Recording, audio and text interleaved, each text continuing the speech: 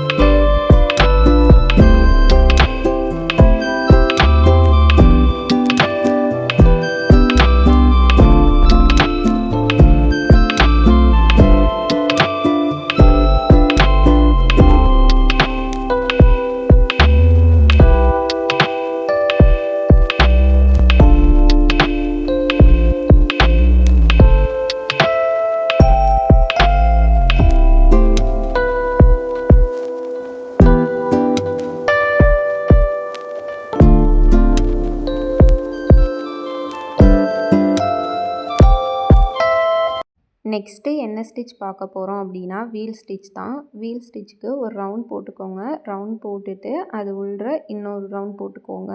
போட்டதுக்கப்புறம் நம்ம எப்போதும் டபுள் த்ரெட் யூஸ் பண்ணி ஸ்டிச் போடுவோம்ல, அதே மாதிரி தான் இதுக்கு. இப்போ த்ரெட் எப்படி எடுக்கணும் அப்படின்னா, சென்டரில் இருந்து த்ரெட் எடுத்துகிட்டு அந்த பக்கத்தில் இருக்க அதே லைனில் சின்னதாக பஞ்ச் பண்ணுங்கள். ரொம்ப லென்த்தாக வச்சு பஞ்ச் பண்ணிடாதீங்க, அப்போ தான் உங்களுக்கு சர்க்கிள் கரெக்டாக முடிக்கிறப்ப ஃபுல்லாக க்ளோஸ்டான மாதிரி வரும்.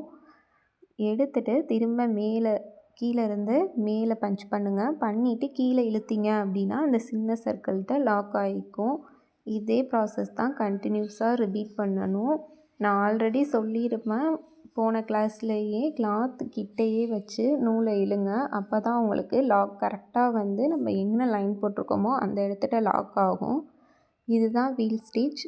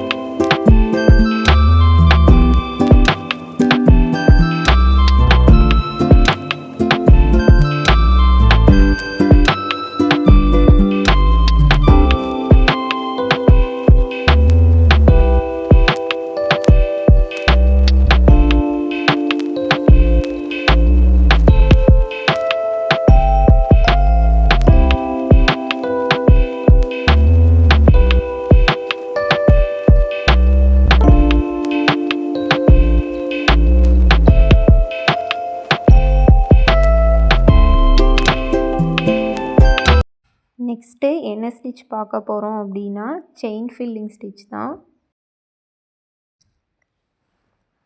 சென்டர்லேருந்து த்ரெட் எடுத்துகிட்டு சுற்றி செயின் ஸ்டிச் போட்டுகிட்டே வரணும். செயின் ஸ்டிச் போட்டதுக்கப்புறம் திரும்ப அது உள்ள இன்னொரு லைன் அப்படின்னு சொல்லி இது ஃபுல்லாத்தையும் அங்கே அந்த டிசைன் என்ன டிசைன் கொடுக்குறோமோ அந்த டிசைன் ஃபுல்லாக செயின் ஸ்டிச்சால் கவர் ஆகி இருக்கணும். இதுதான் செயின் ஃபில்லிங் ஸ்டிச்.